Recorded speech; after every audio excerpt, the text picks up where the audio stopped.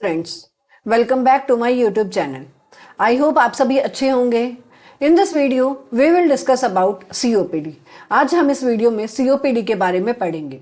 COPD के बारे में पढ़ने से पहले हम एक बार देख लेते हैं कि सीओपीडी होता क्या है और इसकी फुल फॉर्म क्या होती है। अगर हम सीओपीडी की फुल फॉर्म की बात करें तो इसकी फुल फॉर्म होती है कोरोनरी ऑब्स्ट्रक्टिव पल्मोनरी डिजीज। अगर हम इसके पिक्चर देखें तो ये हमारा हेल्थी लंग होता है। अगर हम इस तरफ देखें तो जो सीओपीडी होता है उसके अंदर हमें दो चीजें देखने को मिलती हैं। सबसे पहला जो होता है वो हमारा ब्रोंक्योल्स जो होते हैं वो नैरो हो जाते हैं, जिसकी वजह से जो एयरवे है वो प्रॉपर फंक्शन नहीं करेगा। और सेकंड इज एम्फाइसीमा, जिसमें एल्वेलार जो हमारे एल्वेलाई होते हैं उनका जो है वो डिस्ट्रक्शन हो जाता है। ये दो कंडीशंस हमें सीओपीडी के अंदर देखनी पड़ती हैं। इसकी फुल फॉर्म की, जैसा कि मैंने ऊपर बोला कि इसकी फुल फॉर्म क्या होती है, कोरोनरी ऑब्स्ट्रक्टिव पल्मोनरी डिजीज। अगर इसका दूसरा नाम होता है coronary obstructive lung disease, COLD। इसका एक और नाम होता है, इसको हम एक और नाम से जानते हैं जिसको हम बोलते हैं कोरोनरी एयर फ्लो लिमिटेशन, यानी कि जो हमारी एयर फ्लो है वो प्रॉपर नहीं हो पाती। अगर हम डेफिनेशन की बात करें तो a common preventable and treatable disease, हम इसको होने से बचा सकते हैं, प्रिवेंट कर सकते हैं और होने के बाद ट्रीट भी कर सकते हैं। Is characterised by persistent air flow limitation, लगातार काफी समय तक जो हमारा एयरवे है वो प्रॉपर फंक्शन नहीं कर पाता। दैट इज यूजुअली प्रोग्रेसिव, धीरे धीरे होने वाली डिजीज है and associated with an enhanced chronic inflammation. और किससे होती है? क्रॉनिक इन्फ्लामेशन की वजह से होती है। रिस्पॉन्स क्या रिजल्ट होगा हमारा? एयरवे और जो लंग्स है हमारा, उसके अंदर जो गैशियस एक्सचेंज है वो प्रॉपर नहीं हो पाएगा, यानी कि जो हमारा लंग्स है उसका एयरवे प्रॉपर फंक्शन नहीं कर पाएगा। अब इसके अंदर हमें दो कंडीशंस देखने को मिलती हैं। सबसे पहला आता है chronic bronchitis and second one is emphysema. Chronic bronchitis का मतलब होता है कि इन्फ्लामेशन होना किसके अंदर? ब्रोंकाई और ब्रोंक्यूल्स के अंदर, जिसकी वजह से हमें कफ और हमें जो है वो स्पूटम प्रोडक्शन देखने को मिलेगा। और जो कफ और स्पूटम प्रोडक्शन है वो कॉन्जिक्यूटिव 2 ईयर्स के अंदर हमें कंटिन्यूअसली 3 मंथ जो है वो देखने को मिलेगा। उस कंडीशन को हम बोलते हैं chronic bronchitis. Second one is emphysema. Emphysema का मतलब होता है कि एबनॉर्मल डिस्टेंशन या destruction of alveolar wall due up to the terminal bronchioles. जो हमारे टर्मिनल ब्रोंक्यूल्स होते हैं, जो हमारी एल्वेलार वॉल होती है, वहां पर डिस्ट्रक्शन हो जाना, एबनॉर्मल वॉल जो होती है उनका डिस्टेंशन हो जाना, उस कंडीशन को हम बोलते हैं एम्फाइसीमा। ये चीजें हमें देखने को मिलती है सीओपीडी के अंदर। मेनली हम अब तक हमने क्या पढ़ा कि सीओपीडी जो होता है उसकी फुल फॉर्म क्या होती है? Coronary obstructive pulmonary disease. इसकी अगर हम डेफिनेशन की बात करें तो ये एक प्रिवेंटेबल ट्रीटेबल डिजीज है, परसिस्टेंट होती है, एयर फ्लो लिमिटेशन होता है, प्रोग्रेसिव होती है। अगर हम इसके डिजीज कंडीशन की बात करें तो इसके अंदर दो चीजें देखने को मिलती है। First one is chronic bronchitis and second one is emphysema. इसके बाद आता है हमारा कॉजेस के अंदर आता है हमारा इडियोपैथिक। इडियोपैथिक का मतलब होता है जिसका कोई कोज हमें नहीं पता हो, नॉट नॉन, उसको हम बोलते हैं इडियोपैथिक। अगर हम रिस्क फैक्टर की बात करें तो सबसे पहला रिस्क फैक्टर होता है स्मोकिंग। स्मोकिंग की वजह से जो हमारा एयरवे है वो नैरो हो जाएगा, ऑब्स्ट्रक्ट हो जाएगा। ठीक है। ऑक्यूपेशनल डस्ट की वजह से भी हमारा देखने को मिलता है, जो एयरवे है वो नैरो हो जाता है, इरिटेशन कॉज करता है। पॉल्यूटेंट इन्वायरमेंट, अल्फा-1 एंटीट्रिप्सिन डेफिशिएंसी, जिसके अंदर जो हमारा प्रोटीन होता है उसकी डेफिशिएंसी होती है, जिसकी वजह से जो हमारा एयरवे है, जो लंग प्रोटीन होते हैं उनकी डेफिशिएंसी होगी और एयरवे प्रॉपर फंक्शन नहीं कर पाएगा। Next one is family history of COPD. ये जो डिजीज है वो जेनेटिक भी देखने को मिलती है। अगर किसी की फैमिली में हिस्ट्री है सीओपीडी की तो the person will have the chances to grow the disease. इसके बाद आता है हमारा पैथोफिजियोलॉजी। पैथोफिजियोलॉजी के अंदर आता है हमारा how the disease will occur, कि डिजीज जो है वो कैसे होती है। तो अगर हमें पैथोफिजियोलॉजी पता होगी किसी भी चीज की, so that we can able to treat the disease properly and we can prevent the disease. आता है हमारा पैथोफिजियोलॉजी के अंदर सबसे पहले स्मोक या फिर कोई भी इटियोलॉजिकली रिस्क फैक्टर या इटियोलॉजिकली एजेंट, जिसके अंदर हमने यहाँ पे लिया है स्मोक इनहेल। अगर हम स्मोकिंग कर रहे हैं या कोई भी पर्सन ऐसा है जो स्मोकिंग कर रहा है, उसकी वजह से जो हमारा एयरवे है उसके अंदर इन्फ्लामेशन देखने को मिलेगा और वो टॉक्सिक गैस रिलीज करेगा, inflammatory response to the toxic gases. जो हमारा एयरवे है उसके अगेंस्ट जो है स्मोकिंग जो होगा, जब कोई पेशेंट स्मोकिंग कर रहा है तो हमारा एयरवे इन्फ्लामेटरी रिस्पॉन्स शो करता है उसके अंदर। उसके बाद आता है क्रॉनिक इन्फ्लामेशन। कोई भी चीज अगर इन्फ्लामेटरी रिस्पॉन्स से शो करती है तो वहां पे हमें देखने को मिलता है इन्फेक्शन की sign and symptoms. Chronic inflammation होगा, गॉबलेट सेल इरिटेट होगी जिसकी वजह से हमें इन्फ्लामेटरी मेडिएटर्स रिलीज होंगे और इन्फ्लामेशन के साइन एंड सिम्टम्स जो है वो देखने को मिलेंगे। Inflammation of the bronchi and bronchioles which cause narrowing in the airway. Inflammation होगा हमारा ब्रोंकाई और ब्रोंक्यूल्स के अंदर, और अगर इन्फ्लामेशन होगा, मान लो ये हमारा ब्रोंक्यूल्स है, इसके अंदर अभी इन्फ्लामेशन होगा तो ये हमारा एयरवे है वो ऑटोमेटिकली क्या हो जाएगा, नैरो हो जाएगा। Narrowing in the airway. Continue injury and repair cause scar formation. Continue ये चीजें होती रहती हैं, मतलब इंजरी होगी फिर वापस से ट्रीट होगा, इंजरी होगी फिर वापस से ट्रीट होगा, ये सारी चीजें कंटिन्यूअसली काफी समय तक चलती रहती हैं। रिपेयर कॉजेज स्कार फॉर्मेशन, जिसकी वजह से हमें जो है वो स्कार फॉर्मेशन यहाँ पे देखने को मिलता है, कहाँ पे, एयरवे के अंदर। Lead to the loss of alveolar attachment and decrease recoiling capacity of the alveoli, जिसकी वजह से जो हमारे एल्वेलाई हैं या हमारा जो एयरवे है वो अपनी कैपेसिटी लूज कर देता है और प्रॉपर अपना फंक्शन नहीं कर पाएगा। इसके बाद आता है एयर रिटेंशन। एयर रिटेंशन की अगर हम बात करें तो permanent damage of the airway या permanent distension of the alveoli. जो एयरवे है हमारा उसके अंदर परमानेंट डैमेज हो जाता है हमारे एयरवे का और हमारा परमानेंट डिस्टेंशन हो जाता है एल्वेलाई का, जिसकी वजह से जो हमारी एल्वेलाई है वो प्रॉपर फंक्शन नहीं कर पाएंगे। इसके अंदर भी क्लासिकली ट्राइड हमें देखने को मिलता है, जैसे हमने पढ़ा था ब्रोंकाइटिस के अंदर, ब्रोंकिएक्टेसिस के अंदर, कि हमारा उसके अंदर हमने ट्राइड पढ़ा था कि कफ होता है, वीजिंग साउंड होती है और डिस्निया होता है। इसके अंदर सेम ट्राइड हमें देखने को मिलता है। ट्राइड का मतलब होता है 3 क्लासिकल साइन एंड सिम्टम्स हमें उस बीमारी के देखने को मिलते हैं कि अगर वो 3 साइन एंड सिम्टम्स हैं तो we can, after confirming the test, we can see that the person is suffering from the disease. अगर हम इसके ट्राइड सिम्टम्स की बात करें तो सबसे पहला आता है productive cough, second one is exertional dyspnoea, third one is productive sputum. ये 3 साइन एंड सिम्टम्स जो होते हैं वो इसके क्लासिकली ट्राइड के अंदर आते हैं।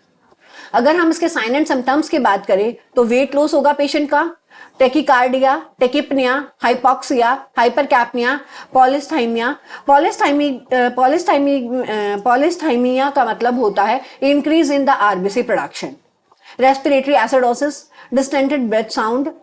ये सारे साइन एंड सिम्टम्स हमें देखने को मिलते हैं। ऑलरेडी मैंने ये sign and symptoms broadly describe किए हैं अपनी पिछली वीडियोस के अंदर, तो ये वीडियो काफी लंबा ना हो इसलिए हम इसको यहाँ पर डिस्कस नहीं करेंगे, ठीक है। इसके बाद आता है डायग्नोसिस।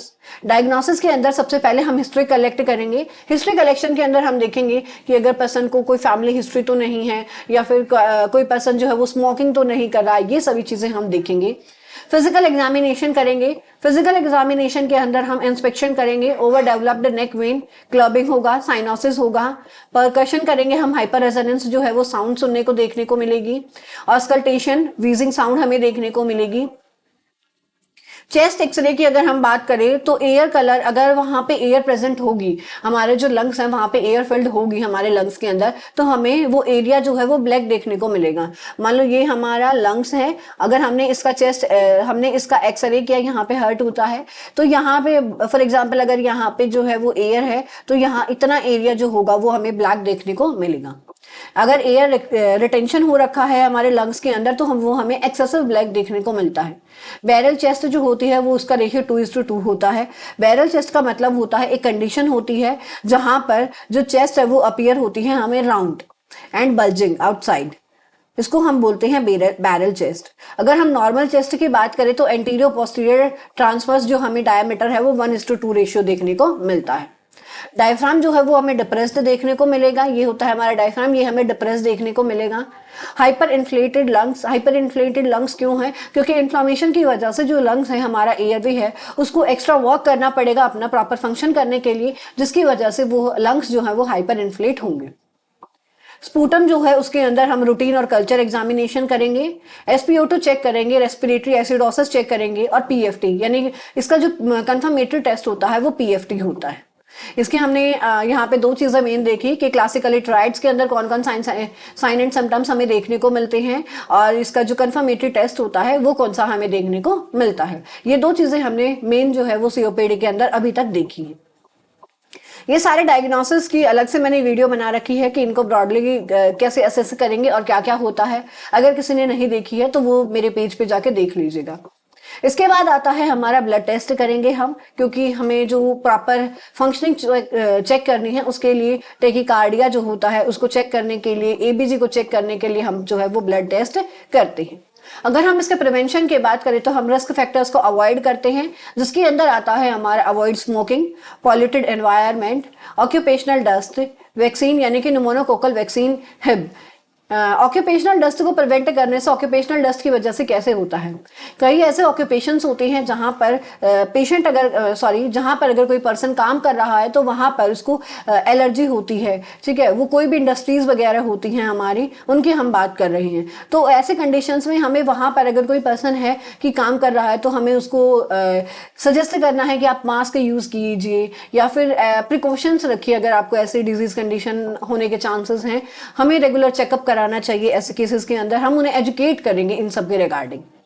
इसके बाद आता है हमारा मैनेजमेंट के अंदर सबसे पहले हम पोजीशन प्रोवाइड करेंगे। ऑर्थोपेनिक पोजीशन होती है हमारी, हम जो टेबल होती है उसके अंदर जो टेबल के चेयर और टेबल के ऊपर पेशेंट बैठा होता है और टेबल के ऊपर अपने हैंड फोल्ड करके अपना हेड जो है वो डाउन करके बैठता है, उसको बोलते हैं ऑर्थोपेनिक पोजीशन। ऑर्थोपेनिक पोजीशन जो और हाई फॉवलर पोजीशन, ये दो पोजीशन जो होती हैं वो रेस्पिरेटरी जो डिजीज होती हैं या जो हमारा रेस्पिरेटरी सिस्टम होता है, या हम ये बोल सकते हैं कि हमारा जो रेस्पिरेटरी फंक्शन है उसको प्रॉपर ब्रीथ करने में हमारे जो है वो ये दो पोजीशन हेल्पफुल होती हैं। हम पेशेंट को एडवाइज करते हैं if a person is suffering from the breathing difficulty so that we can provide that positions. O2 therapy provide करेंगे, low flow O2 to stimulate the hypoxia drive. Low flow O2 हम provide करते हैं patient को stimulate the hypoxia drive, अगर किसी patient को hypoxia हमें देखने को मिलता है। Best method of O2 therapy हम वेंचुरी मास्क के थ्रू जो O2 है वो पेशेंट को प्रोवाइड करते हैं। ब्रोंकोडाइलेटर्स देंगे, as the name suggest bronchodilators means dilation of the bronchioles. ये जो ब्रोंक्यूल्स हैं हमारे ये नैरो हो जाते हैं, हम ब्रोंकोडाइलेटर्स देते हैं जिसकी वजह से ये ब्रोंक्यूल्स जो है वो डायलेट हो जाएंगे और प्रॉपर एयरवे जो है वो फंक्शन करेगा। इसके बाद आती है हमारी एंटीकोलिनर्जिक, कॉर्टिकोस्टेरॉइड, म्यूकोकाइनेटिक्स और म्यूकोलाइटिक्स जो होते हैं, या एक्सपेक्टोरेंट जो होते हैं। एक्सपेक्टोरेंट का काम होता है कि वो जो हमारा एक्सेसिव सिक्रेशन है उसको रिमूव आउट करता है। म्यूकोलाइटिक और म्यूकोकाइनेटिक्स का मतलब होता है कि ये जो हमारा वहाँ पे म्यूकस की वजह से जो एयरवे है वो नैरो हुआ है उसको थिक कर देंगे और वहाँ से रिमूव आउट करने में हेल्प करेंगे।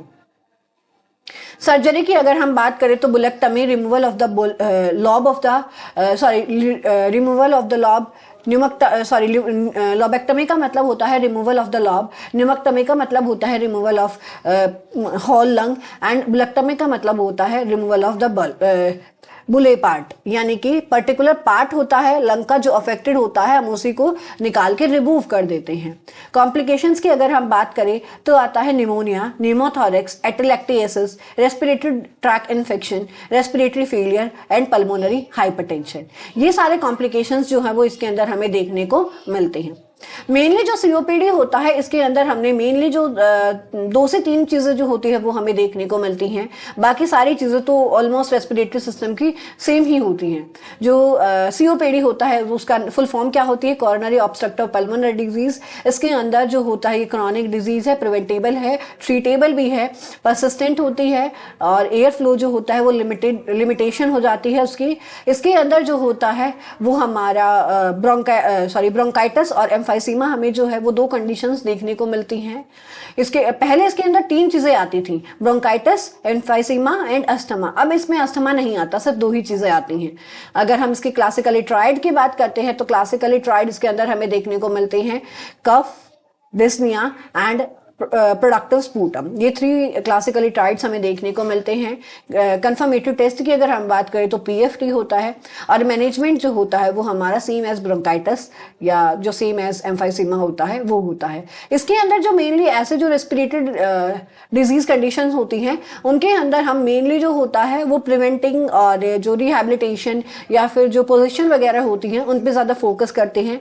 वर्स्ट कंडीशन या फिर जो हमारी ऐसी कंडीशंस होती हैं कि इनसे काम नहीं चलेगा तो हम उनको O2 थेरेपी या फिर मेडिकेशंस वगैरह जो है वो प्रोवाइड करते हैं। और पेशेंट को हम एडवाइस करते हैं कि अगर if the person have chances to develop the disease so they can use the preventing things, कि हम उसको पेशेंट को बोले कि आप प्रिवेंटिंग मेजर्स जो है वो अपने प्रिकॉशंस जो होते हैं आप वो लेके रखिए। आई होप आपने डिजीज कंडीशन अच्छे से पढ़ी होगी, आप सबको समझ में आया होगा। If you have any doubt let me know in the comment. अगर ये आपको पीपीटी चाहिए तो मैं अपने टेलीग्राम चैनल पर इसे अपलोड कर दूंगी। Thank you so much.